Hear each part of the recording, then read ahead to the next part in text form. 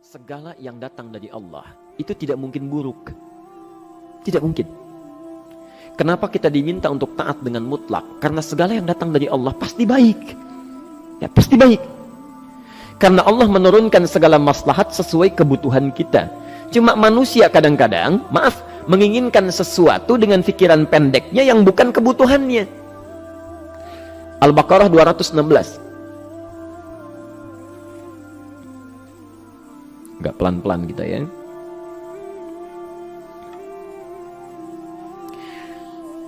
Bapak Ibu kalau diminta milih, pilih motor, pilih mobil. Apa? Pilih motor, pilih mobil. Kalau sebagai manusia biasa pilih motor, keterlaluan itu. Umumnya akan memilih mobil. Akan memilih mobil umumnya. Tapi kadang-kadang kita menginginkan sesuatu yang tinggi, menurut Allah itu bukan kebutuhan kamu. Kebutuhan kamu itu motor. Ya. Keperluan kamu motor. Kalau kamu punya mobil, sulit nantinya. Gangnya sempit, mesti bikin garasi, anggaran bertambah, dipikirin juga. Capek. Sudah, motor saja, terbebas dari banyak kemacetan. Mampu diurai, tidak banyak difikirkan. Pelan-pelan. Turun ayat, kutiba alaikumul qitalu wa huwa kurhul lakum. Ya. Diwajibkan atas kalian berperang. Dulu orang diminta jihad gelisah, ya. Gelisah. Nah, kalau ada perintah Allah yang melahirkan kegelisahan, ini maknanya. Ya. Tidak harus dalam konteks jihad yang fisik, ya. Jihad, melawan hawa nafsu kita. Jihad melawan pikiran kita. Jihad melawan prasangka buruk kita. Kadang-kadang ada keinginan kita yang kita inginkan menurut Allah itu belum baik untuk kita. Nah, sifat manusia ketika diberikan oleh Allah keputusan yang terbaik, kadang-kadang ada sifat dalam hatinya gejolak, belum bisa menerima. Ya. Ada gejolak di hatinya. Dalam keadaan demikian kata Quran, kutiba alaikumul qital. Kalau Anda merasakan sesuatu sedang ada gejolak di jiwa, sulit menerima ketetapan Allah, maka perangi perasaan-perasaan buruk itu. Wa huwa kurhul lakum, walaupun itu sulit. Walaupun itu sulit. Jangan berprasangka buruk dulu pada Allah. Ayat yang indahnya, perhatikan kalimatnya. Asa an takrahu syai'an fahuwa khairul lakum. Boleh jadi Anda tidak menyukai sesuatu, di balik itu ada kebaikan-kebaikan besar yang Allah sedang rencanakan. Ya. Karena pikiran kita pendek, maunya sekarang saja. Tapi subhanallah, Allah sangat panjang, tidak ada batasnya. Allah memberikan maslahat sampai kamu meninggal, ini maslahatnya. Kamu berpikir sekarang saja. Wa asa an tuhibbu syai'an wa huwa syarrul lakum. Sedangkan boleh jadi di balik yang kita sukai ada keburukan yang sedang menunggu kita di depan ini, kamu tidak tahu. Ya. Apa logikanya? Wallahu ya'lamu. Allah tahu masa depan yang akan terjadi menimpa kita, wa antum la ta'lamun. Sedangkan kalian tidak bisa membaca masa depan. Ya. Saya punya adik perempuan datang lalu meminta doa. Kak, saya ingin tes katanya. Ya, di salah satu bank. Kemudian sudah pada tahap akhir yang menurut hitung-hitungan manusia dan perkiraannya insya Allah lulus, karena tidak ada alasan apa-apa lagi untuk tidak meluluskan. Baik, bismillah kita berdoa, tapi doa kita seperti dibimbing oleh Quran, tidak minta dunia saja ya. Jadi dunia baik, Al-Baqarah 201, Rabbana atina fid dunya wa fil akhirah ya. Dunia minta baik, akhirat minta baik. Tapi aturan dunia dan akhirat ini jangan disebandingkan, rugi. Dunia itu kecil, akhirat lebih besar. Dunia itu kecil.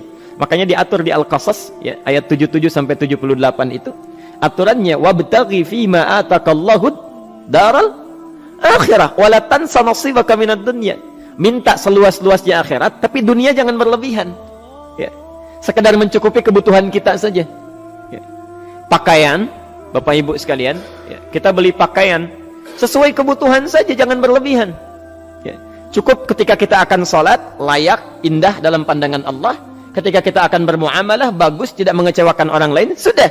Maka waktu selebihnya, ketika kita mencari sesuai kebutuhan, waktu selebihnya bisa digunakan untuk memperbanyak ibadah. Tidak banyak energi terbuang, uang juga terbuang, tenaga juga terbuang. Bayangkan kalau keinginannya macam-macam. Wah, ingin baju terbaru, ingin tasnya Hermes, mereknya dari Paris, sekarang juga mesti dibeli. Wah, uangnya sudah 400 juta keluar, tenaga mesti keluar, beli tiketnya macam-macam dan sebagainya. Habis waktu untuk mengejar dunia, ibadah tertinggalkan. Di rumusnya dunia itu secukupnya saja. Nah, yang paling menarik, Kita doakan supaya Allah memberikan kebaikan dunia dan akhiratnya yang paling utama. Maka datanglah dengan lesu mengatakan, saya tidak lulus katanya.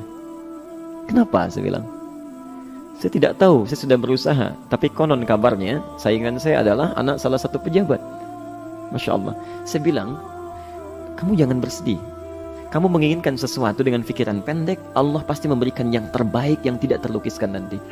Subhanallah. Pekan beberapa hari setelah itu, muncul berita, ternyata dia diterima di bank syariah. Dia menginginkan sesuatu yang diinginkan, Allah menginginkan lebih dari apa yang dia harapkan. Dikasih bank syariah, di situ terjaga, meningkat keagamaannya, terjaga hijabnya, segalanya, dan disitulah kemudian diarahkan untuk menemukan jodohnya. Masya Allah.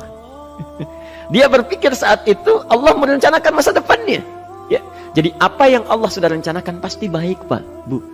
Jadi tadi dari salat subuh yang pertama kali ingin disampaikan adalah, coba dilihat sampai subuh ini, adakah aturan Allah dan Rasulnya yang sampai subuh ini pernah kita langgar, pernah kita ragukan? Barangkali itu yang membuat kehidupan kita sulit. Ya. Allah, Rasul membuat aturan. Dan ada 4 tipikal orang, ya, 4 tipikal orang bila dihubungkan dengan aturan yang Allah dan Rasul sudah buat itu. 1, ada yang ikut aturan.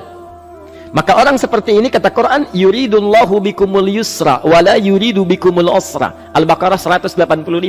Allah menginginkan kemudahan, tidak menghendaki kesulitan dalam hidupmu. Ya. Maka dibuat aturan, yang ikut aturan Allah pasti mudah hidupnya. Ya, pasti mudah hidupnya. Ya. Rizkinya mudah, hidupnya mudah, nyaman, enak. Ya. 1, ada yang ikut aturan. Yang kedua, ada yang keluar aturan. Ya. Ini pasti repot. Pasti repot. Di awal-awal seperti menyenangkan, ujung-ujungnya repot. Allah bilang, jujur, jangan berdusta. Kalau dusta celaka. Wailul lil mukadzibin. Celaka bagi para pendusta. Dia keluar aturan, dia berdusta. Awal-awal memang nikmat. Besok. Ya. Pak, ini amplop siapa ya? Ya. Maaf Pak, ini amplop memang ini khusus Pak, anggaran tertentu, tidak ada kaitan dengan proyek ini. Padahal ada kaitan dengan proyek, dia sisihkan untuk kepentingan pribadinya. Bohong. Saat itu merasakan enak dapat tambahan, besok-besok dikejar-kejar sama aparat kepolisian. Ya. Celaka. Wail, itu sudah keluar aturan pasti celaka. Ya. Subhanallah. Jadi ada orang kedua keluar aturan. Yang ketiga bikin aturan sendiri. Dikasih aturan, dia bikin aturan sendiri. Subhanallah. Kalau sakit, dibuat ketentuan. Sakit pertama, kalau biasa-biasa saja, ya, subhanallah, ikhtiarnya pergi ke dokter. Seorang sahabat datang kepada Rasulullah, ya Rasulullah, saya sakit, tolong doakan saya. Kata Nabi, idhab ila tabib, pergi ke dokter. Ini orang pintar sekali. Kata orang ini, ya Rasulullah, Anda kan Nabi Rasul, angkat tangan Anda, Allah kan maha menyembuhkan, nanti Allah sembuhkan saya. Cerdas ya? Tapi subhanallah, Nabi harus lebih cerdas, dapat bimbingan dari wahyu. Pergilah ke dokter, karena kesembuhan yang telah Allah tetapkan dititipkan di tangan para dokter. Masya Allah. Pergi ke dokter. Ya.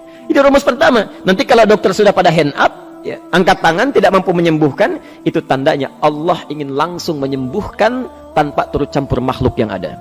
Maka kaidahnya akan berubah nanti, ya, dari kaidah biasa kepada kaidah Al-Anbiya ayat 83 sampai 84. Itu aturan yang menyembuhkan langsung dari Allah Subhanahu wa taala. Tapi kalau Anda sakit, perginya ke dokter. Ya. Cuma ada manusia bikin aturan sendiri. Sakit, pergi ke dukun. Ya. Dukun nggak bisa, pergi ke paranormal. Dirinya pun sudah nggak normal. Makanya disebut paranormal, karena nggak normal. Ya. Tapi didatangi juga gitu, bikin aturan sendiri.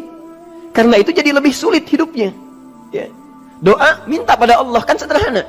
Ya. Doa, nggak bayar, nggak ada macam-macam, Masya Allah, gampang sebetulnya. Ada kekeringan, sekarang kan banyak kekeringan ya, banyak kekeringan. Dikasih rumus, subhanallah, dikasih rumus yang tidak perlu pakai biaya, meluangkan waktu, itu pun berpahala juga. Dunianya dapat, akhiratnya melimpah. Ya. Dikasihlah salat istisqa, Masya Allah, tinggal minta, memohon kepada Allah. Salat, mengangkat tangan, mohon pada Allah, subhanallah. Manusia tidak bikin aturan sendiri. Digarami saja. Orang garamin sayur, dia garamin awan. Cari biaya miliaran, terbang pakai pesawat. Kalau Allah tidak berkehendak, ya sudah. Ya. Ayo silahkan, berapa biaya yang mau kamu kumpulkan? Tenaga yang kamu kumpulkan, silahkan aja. Ya. Yang ini hujan, bikin kering lagi di sana. Sana hujan, bikin kering lagi di sana. Mau sampai kapan? Ya. Dikasih yang gratis tinggal muncul. Cuma manusia bikin aturan sendiri. Ya susah hidupnya. Itu yang ketiga. Yang keempat, ada orang nggak mau diatur. Allah bikin aturan, dia nggak mau diatur. Ya, Masya Allah. Ini yang luar biasa. Inilah yang fasik. Fasik itu keluar dari aturan, menyimpang, tidak mau diatur dia. Ya, tidak mau diatur. Karena itu Bapak Ibu sekalian, dari ayat yang pertama ini, ya, mari kita evaluasi sampai dengan hari ini subuh. Dari ayatnya memang sederhana, singkat, padat, cuma satu ayat. Tapi meminta kita untuk melihat, sudahkah sampai hari ini taat pada Allah dan Rasulnya? Yang kedua, ketaatan kita apakah selalu ragu atau sudah melahirkan keyakinan yang paripurna? Ya. Yang ketiga, pelajari aturan-aturan Allah terkait kehidupan kita. Aturan sholat, aturan muamalah, ya, aturan beraktivitas, aturan berumah tangga. Pelajari itu supaya mendapatkan kemudahan. Biasanya kesulitan didapatkan karena kita belum mengenal aturan Allah dan Rasulnya.